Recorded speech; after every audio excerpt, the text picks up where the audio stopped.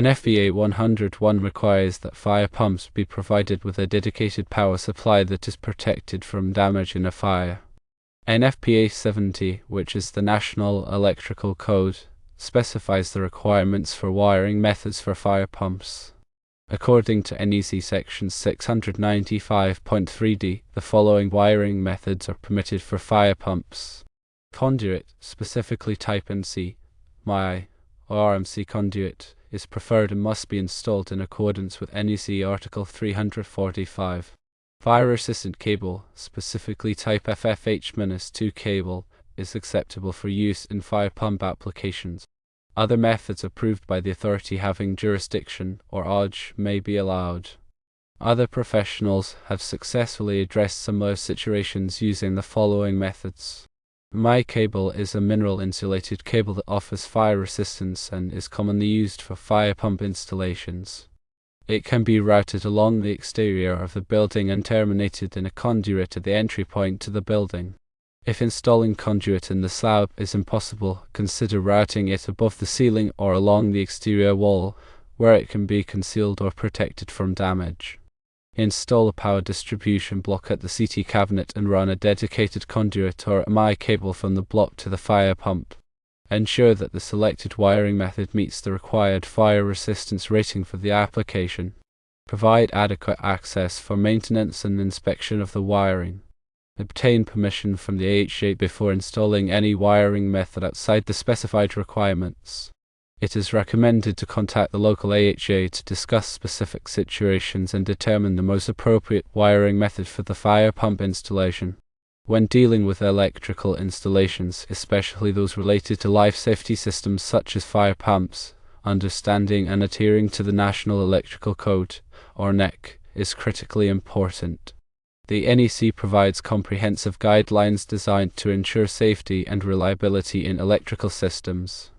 Let's delve into the specifics of wiring methods suitable for fire pumps, focusing on the requirements outlined in NEC Section 695.3d. Firstly, the NEC emphasizes the use of robust wiring methods to protect the fire pump's power supply from potential damage, particularly in fire conditions. This is because the fire pump is a critical component for firefighting operations, and its power supply must remain operational even when a fire is present. Conduit systems offer excellent physical protection and are a preferred choice for fire pump wiring.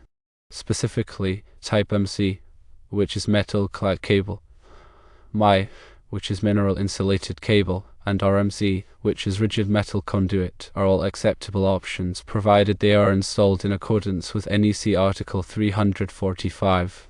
Article 345 provides detailed requirements for the installation of RMC, ensuring it is properly supported, grounded, and connected to enclosures.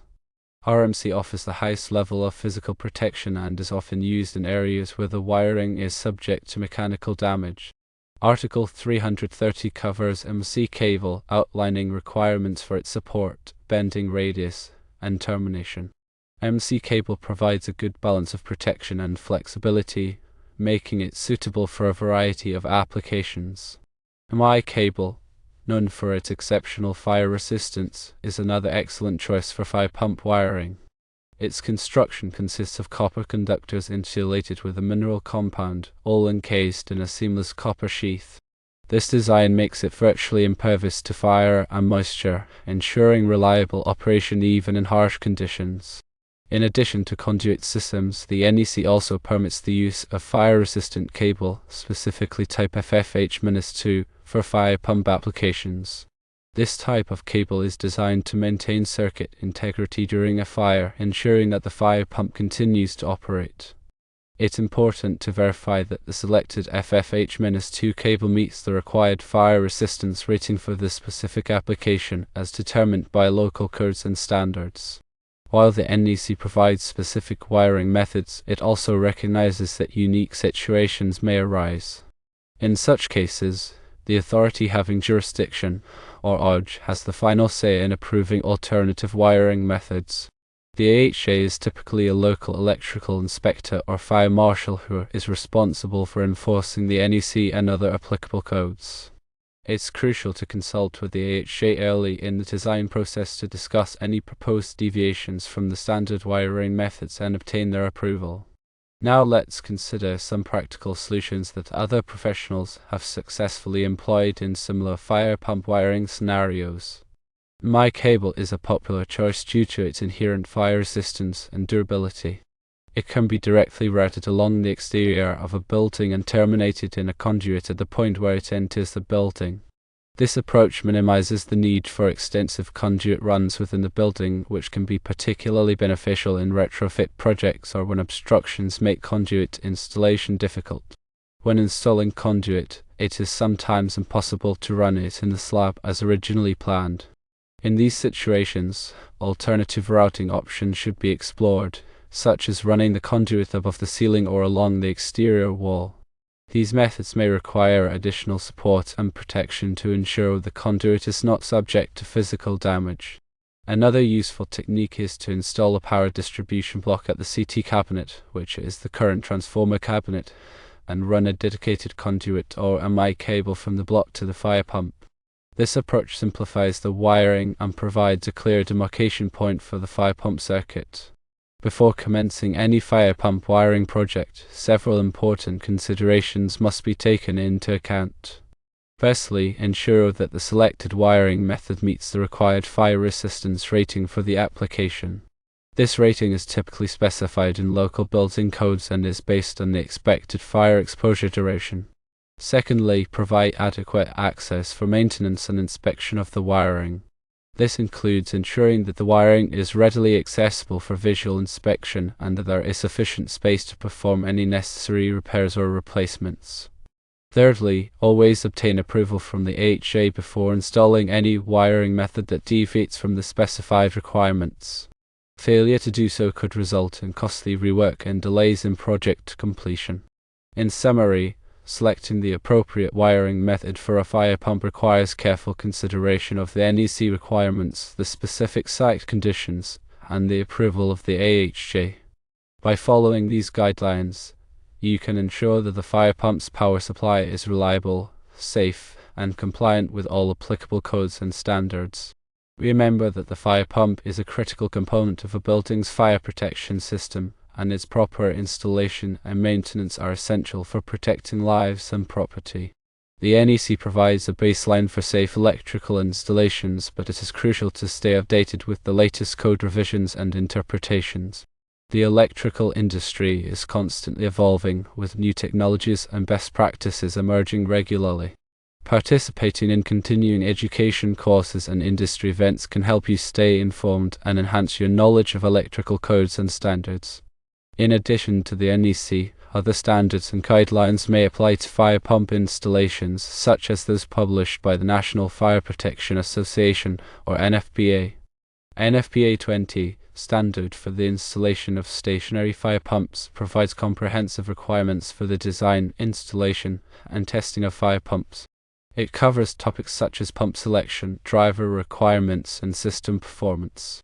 Consulting NFPA 20 in conjunction with the NEC can provide a complete understanding of the requirements for fire pump installations. When selecting wiring methods for fire pumps, it is also important to consider the environmental conditions in which the wiring will be installed. For example, if the wiring is exposed to corrosive substances or extreme temperatures, it may be necessary to use specialized wiring methods that are designed to withstand these conditions. NEC cable is often a good choice for harsh environments due to its robust construction and resistance to corrosion. In addition to the physical protection of the wiring, it is also important to consider the electrical protection of the fire pump circuit. This includes providing overcurrent protection, such as circuit breakers or fuses, to protect the wiring from damage due to overload or short circuits. The overcurrent protection devices should be sized in accordance with the NEC and the fire pump manufacturer's recommendations. Grounding is another critical aspect of fire pump wiring. Proper grounding ensures that the electrical system is safe and that any fault currents are safely conducted back to the source. The NEC provides detailed requirements for grounding electrical systems, and these requirements must be followed carefully when wiring a fire pump. Surge protection is also an important consideration, especially in areas that are prone to lightning strikes or other voltage surges. Surge protective devices, or SPDs, can help protect the fire pump and its associated control equipment from damage due to surges. The NEC provides guidance on the selection and installation of SPD. Regular inspection and maintenance of fire pump wiring are essential for ensuring its continued reliability and safety. The NEC requires that electrical systems be inspected periodically to identify any potential problems, such as damaged wiring, loose connections, or corroded components. Any identified problems should be corrected promptly to prevent future failures. Proper documentation is also important for fire pump wiring. This includes maintaining accurate records of the wiring layout, the types of wiring methods used, and the results of any inspections or tests. This documentation can be invaluable for troubleshooting problems and for ensuring that the wiring is properly maintained over its lifespan. When working on fire pump wiring, it is essential to follow all applicable safety procedures. This includes wearing appropriate personal protective equipment, or PPE, such as safety glasses, gloves, and insulated tools. It is also important to de-energize the circuit before working on it and to verify that it is de-energized using a voltage tester. Working on electrical systems can be dangerous, and it is important to take all necessary precautions to prevent accidents. In conclusion, fire pump wiring is a critical aspect of a building's fire protection system, and it must be performed in accordance with the NEC and other applicable codes and standards. By carefully selecting the appropriate wiring methods, providing adequate protection, and following all safety procedures, you can ensure that the fire pump is reliable, safe, and ready to operate when needed. Remember to consult with the AHA throughout the process to ensure that your installation meets all local requirements and that you have their approval. Their expertise and guidance can be invaluable in ensuring a successful and compliant fire pump wiring project. Moreover, understanding the broader context of fire protection systems is crucial. Fire pumps are integral parts of a comprehensive fire suppression strategy, often working in conjunction with sprinkler systems, fire alarms, and other safety measures. Electrical engineers and technicians involved in fire pump installation should have a working knowledge of these interconnected systems to ensure seamless integration and optimal performance during emergencies.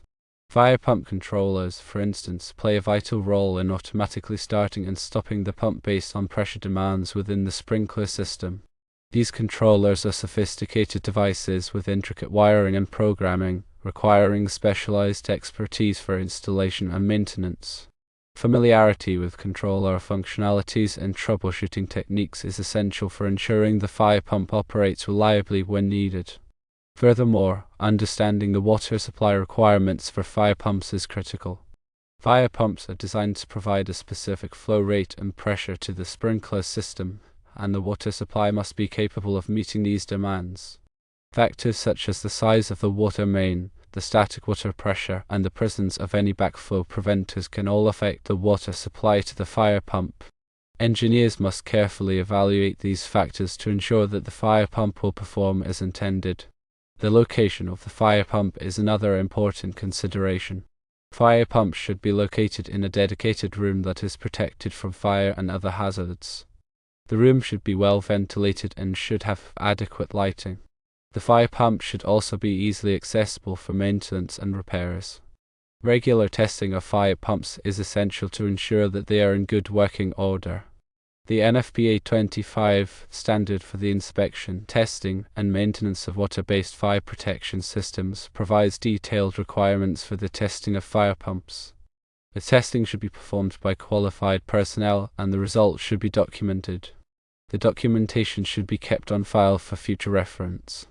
Fire pump installations are subject to ongoing maintenance requirements. These requirements include regular inspections, lubrication of moving parts, and replacement of worn or damaged components. Proper maintenance is essential for ensuring the long-term reliability of the fire pump. The cost of fire pump wiring can vary depending on the size of the pump, the length of the wiring run, and the complexity of the installation. It is important to obtain multiple quotes from qualified electrical contractors before beginning the project. The quote should include all costs, including labor, materials, and permits. The fire pump is a critical piece of equipment that can save lives and protect property. By following the guidelines in this discussion, you can ensure that your fire pump wiring is safe, reliable, and compliant with all applicable codes and standards. And remember, always consult with qualified professionals and AHA to ensure a successful installation.